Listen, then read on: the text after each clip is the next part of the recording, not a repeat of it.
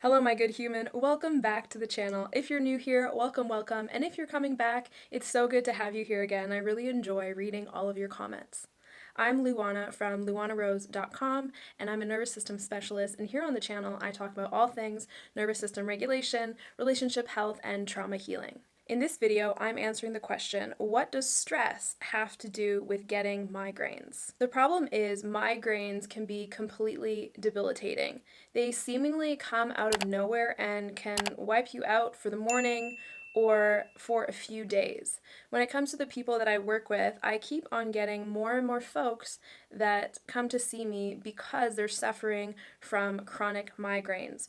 One time a week, two times a week, maybe once every few months.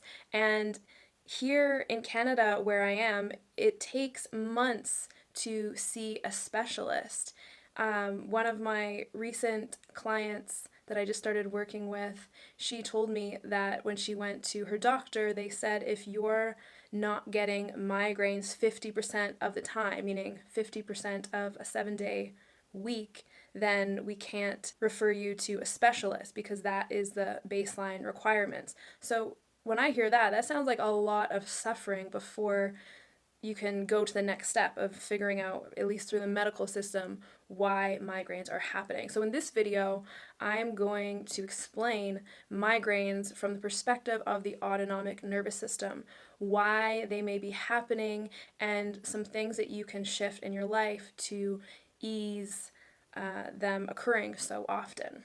Let's go behind the scenes of how getting migraines are directly connected to our autonomic nervous system's ability to process stress. First off, I want you to know about the window of tolerance. Now, the window of tolerance was designed by Dr. Daniel Siegel, and it's basically the optimal range where we feel neurologically at home, meaning our neurons in our brain, our body, are firing in a way that is easeful and natural. We feel alive, receptive, and are not overly stressed. We can relax and enjoy this sense of alertness, but we're not hypervigilant, hyperactive, shut down, or depressed. So that's our true window of tolerance. We also have a fake window of tolerance or a faux window of tolerance that everyone has to some degree, and you could call it a red zone. So it's when we're outside of that optimal range. And when we're outside of that optimal range, what happens?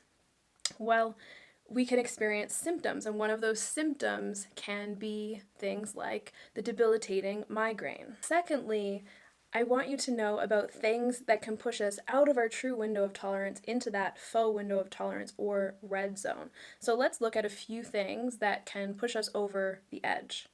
One is accumulated stress. It's kind of that idea of when we're living in go, go, go mode, burning the candles at both ends. Accumulated stress can happen over weeks, months, years.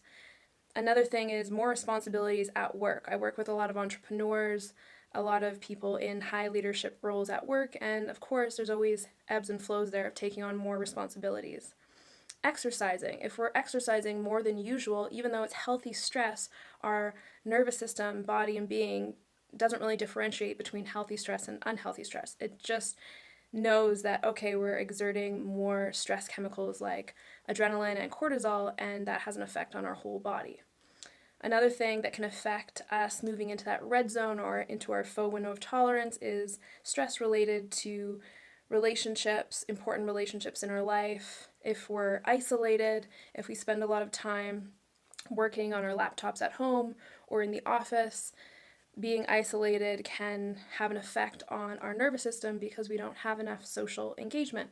It could also be the opposite of that if we are giving to the environment around us, if we're caretakers of some sort, and the opposite of that is, we're pouring out of our own cup but not filling up our own cup. So these are all things, the short list of them, that can push us out of our true window of tolerance and into that red zone where we can experience symptoms because there's more taxing effort neurologically on our autonomic nervous system. We can experience symptoms like migraines.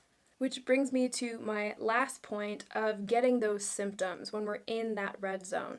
So migraines are just one symptom that we can get when our body is telling us no, when our body is telling us, hey, you need to slow down and take care of yourself in a different way or get some support. Sometimes it's externally through a trained professional, or sometimes it's, hey, you just need to take more breaks throughout your workday. Dr. Gabor Mate wrote a great book on this topic, and it's called When the Body Says No. So when the body says no is when we get those migraines that are debilitating. Usually it's kind of appears out of nowhere, and it's like this big roadblock. We have to take the morning off. We have to even take a few days off from work or out of family activities. And it's the way our body says no. We're overwhelmed. We're in the red zone.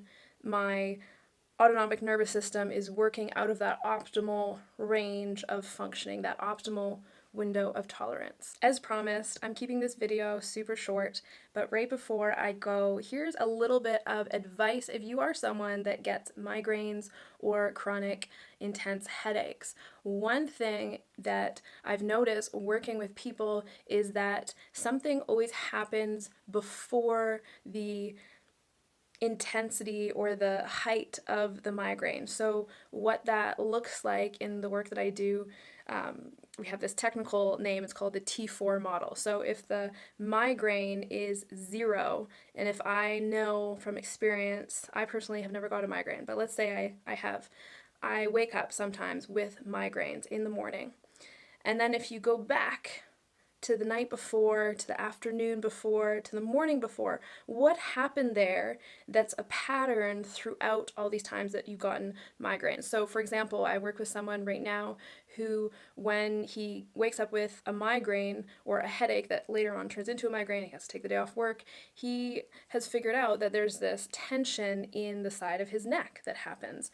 And whether that's from working on the computer too much, or, we hold tension and stress in our body and our neck, our shoulders, holding our breath, right? When that sympathetic nervous system is on all the time, those, we've all experienced that of, wow, I'm really tense in my shoulders, right? So that's that stuff, those pre-symptoms that happen before that kind of flood of the migraine comes on. So if we stop when we notice the tension in the neck or the shoulder, or another person I'm working with, her vision starts to get blurry. So when she notices her vision kind of off when she's working on her laptop, then she takes a break from work. So she's just implemented that since we started to work together, and she's found it makes a big difference. So these are little things that you can start to shift on your own.